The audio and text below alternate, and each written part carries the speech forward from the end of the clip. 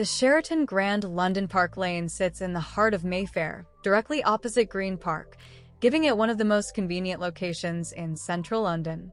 From the hotel, it's an easy, pleasant walk through the park to Buckingham Palace. In the other direction, you can reach Bond Street in just a few minutes, with its mix of luxury shops and galleries. Nearby on Piccadilly, you'll also find Fortnum and Mason, a historic high-end department store famous for its luxury food, tea, and elegant gift hampers. A short walk west from the hotel brings you to Wellington Arch and the edge of Hyde Park. The Sheraton Grand London Park Lane, formerly the Park Lane Hotel, is one of those rare London hotels that functions almost like a ready-made film set because the building dates to 1927 and retains much of its original architectural character.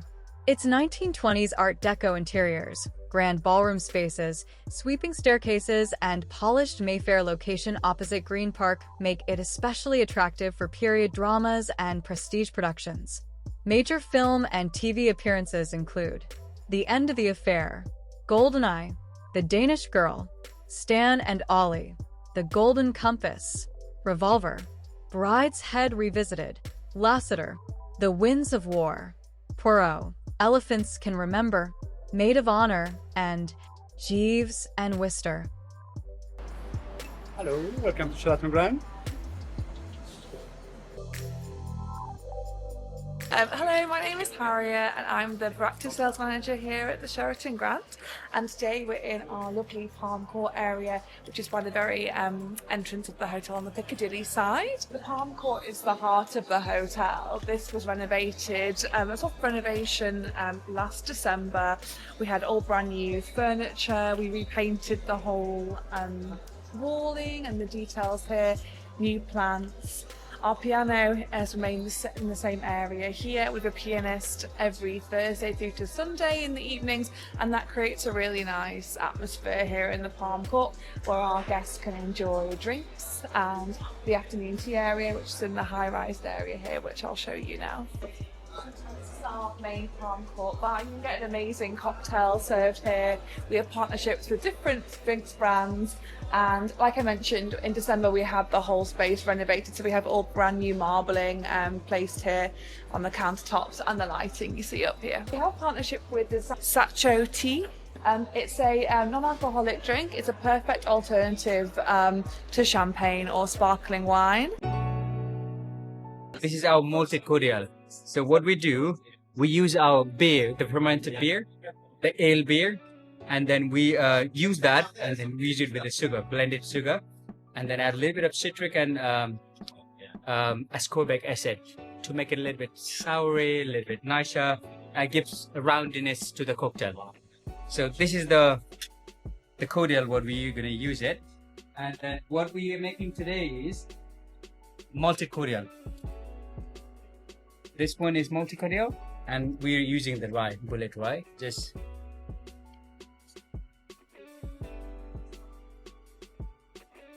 we're making 2.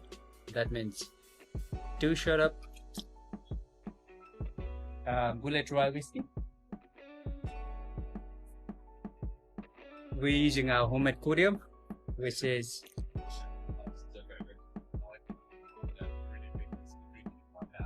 15 ml of this one, so that means multiply by 2, 15 of this one.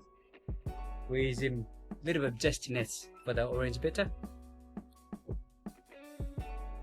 3 dashes, and then instead of Angostura bitters, we're using Pishus, herbal bitters I would say. Yep. Aisha. There we go.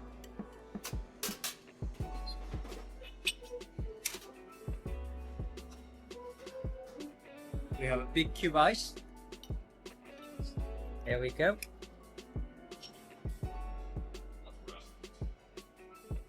Yep. There we go.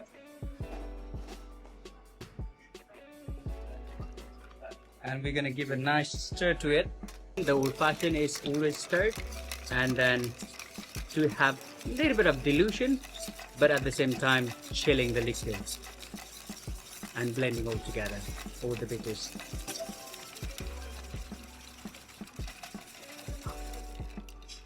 let's give it a try. Perfect. So we're gonna finely strain it. But what we're gonna do, we're gonna have again the orange zesty.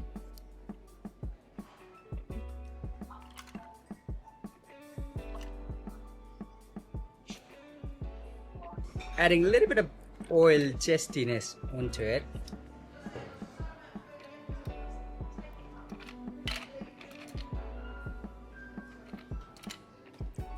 There we go.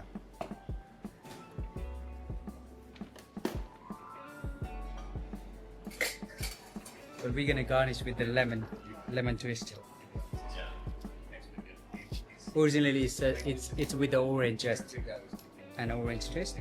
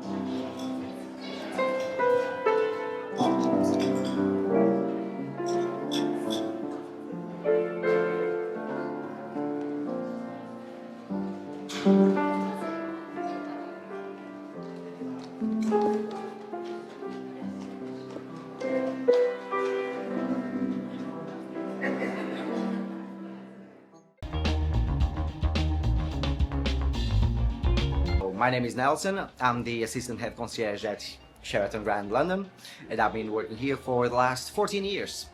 We are the next point of contact after reception. So reception will check in, and then the guest will come to us, and basically any question can come. We can literally have a question regarding small basic things to do in London, it's the first time, or we can have a seasoned traveler that comes to us and asks not the basics they already know, so they need something that's special, that's unique, that's a hidden gem, and we're here for that as well. So we can arrange group tours, you know, where everyone goes towards the same destinations, or for example, let's say a big family that doesn't necessarily need a group because they are a group already. Then we can organize a private tour with a private guide, with a blue badge, which means it's the closest thing you can get to an historian. And basically the guest will tailor the tour however they would wish, and we make it happen. My personal favorite here in Mayfair, for example, Mercante, Mayfair, which is an old refurbished church transformed into a food hall. You'd only really stumble upon it if someone points you there, or if you just find it on your little research. Our location makes my job extremely easy because we are perfectly located. People say, oh, Soho is amazing, Knightsbridge amazing, but Mayfair and exactly where we are, equal distances for all the major attractions with us as a starting point. So if you want to go to Piccadilly Circus, you're 12 minutes away. You want to go to Harriet's, another 12 minutes. You want to go to Oxford Street, 15. You want to go to Buckingham Palace, 5. So we are equally well located towards all the major attractions.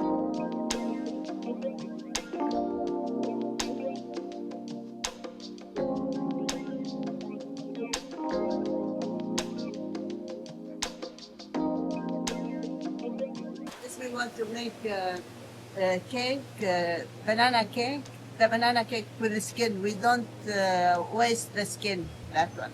30 minutes in the oven, yeah, and then I make that. I want to make vegan and gluten-free. I've been here for more than 15 years working. Yeah, I love this, my life here. Yeah, this is my home. Yeah, so I started off in 1994 in Michelin-star restaurants. I worked in a multitude of different restaurants. I had a star in 2 different restaurants of my own.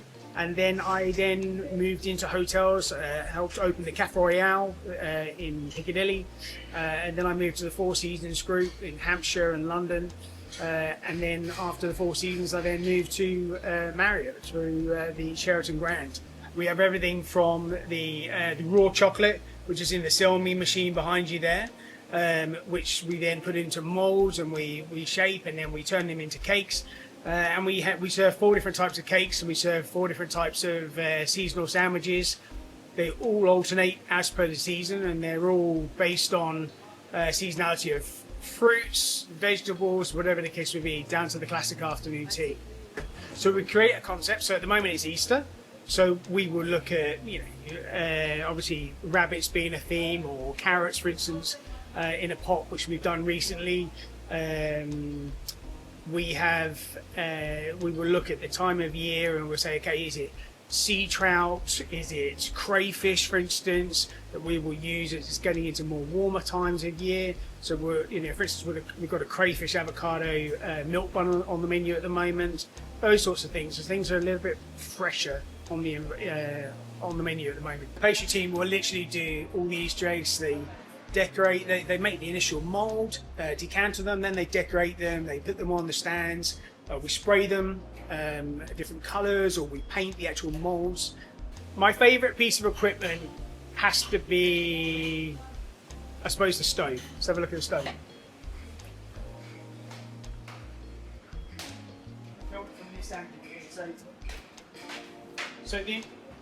So this new range is fully electric. We work on, we have a major focus on sustainability. So we have induction, all zone inductions. So you can use pans in a multitude of different areas. We have a water bath with boiler. We have single planchers, double planchers, grills, sensitive grills. So the grills work as soon as something touches the tray itself, it will turn on. We have gluten-free fryers, normal fryers, small ovens, all sorts. So we've got everything we need here to be able to facilitate the operation as and when we do. And this is something we just put in this year.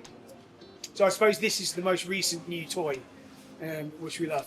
So you can just seal meats and fish directly on it, rather than having to use pots and pans and create more washing up. You can literally just seal it directly on it, and it keeps it at a certain temperature the whole time, so it doesn't stick. And you see, so it's like a giant frying pan, non-stick frying pan. Yeah, so Mercante ultimately is a classic Italian restaurant, which is at home cooking, if you know what I mean. It's you often go to these Italian restaurants, and fundamentally it's the chef cooking how the chef wants to cook.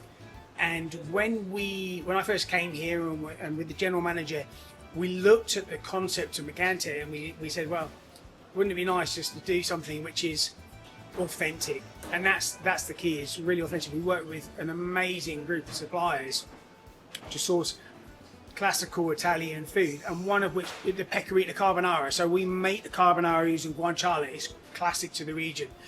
There's no cream in the recipe, which people often think cream's in the recipe. We buy some fantastic Clarence Court eggs, so we've got the lovely vibrant egg yolks.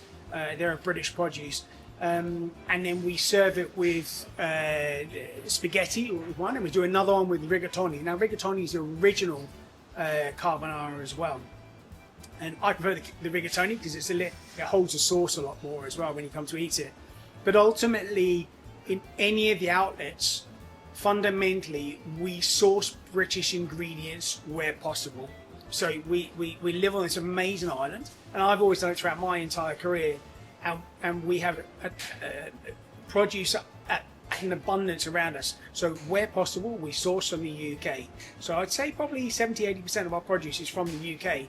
And then if it's not available, so it's a pecorino, we can't get a pecorino from the UK. So we have to go and get the pecorino romano from Italy, that sort of thing, or we get a 36-month parmesan from Italy as well.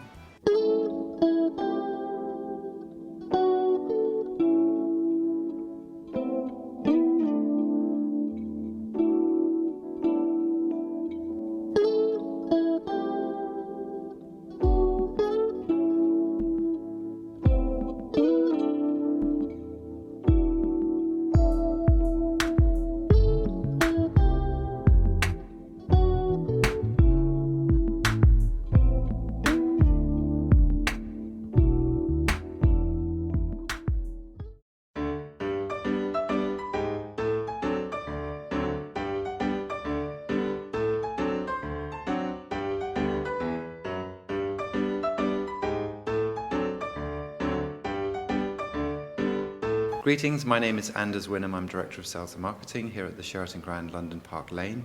We're standing in our magnificent silver gallery, which is the private entrance to our ballroom space here at the hotel. As you can see around me, all of the walls are covered in beautiful, genuine silver leaf, which is specially maintained for us. All of the decorations, including the two murals behind me, are original. They were designed by a fashionable interior decorator called Gilbert Bays, who also actually designed the clock face above the Selfridges department store here in Mayfair. The history of the site dates back to the turn of the last century. The original plan was to build 2 separate apartment blocks funded by the German community here in London. The original owner was a man called Bracewell Smith, who was also the Lord Mayor of London. He purchased the site, and then with the onset of the First World War, there was delays in construction and material reaching the site, so it actually lay dormant for about 13 years. They'd got as far as putting the steel framework for the building in place, and it was nicknamed the birdcage because birds were nesting there during that period. And then it wasn't until approximately 1921 when a new architect was appointed, a man called Henry Tanner, who was quite famous for designing hotels in London at the time. He then took over the project, and basically the hotel completed and opened in 1927. We're standing outside our grand suite here today, which I'm going to show you. It's a 1-bedroom suite, beautifully overlooking Green Park. It's approximately 95 square meters, so let's go and check it out.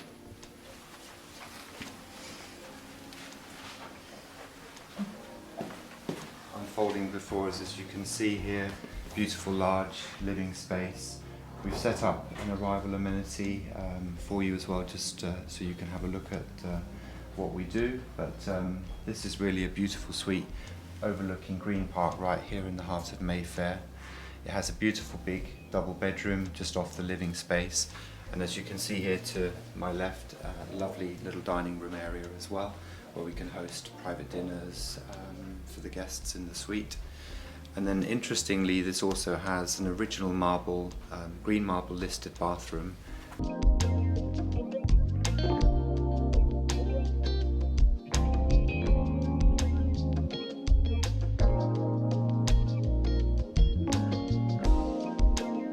Also, of our links to Green Park, we have the ceramic Dalmatians in all of our rooms. So the Portsmouth staycation was something we introduced a few years ago. In Smith and Whistle, in our bar, we have a dogtail menu, which is a specially curated cocktail menu for dogs.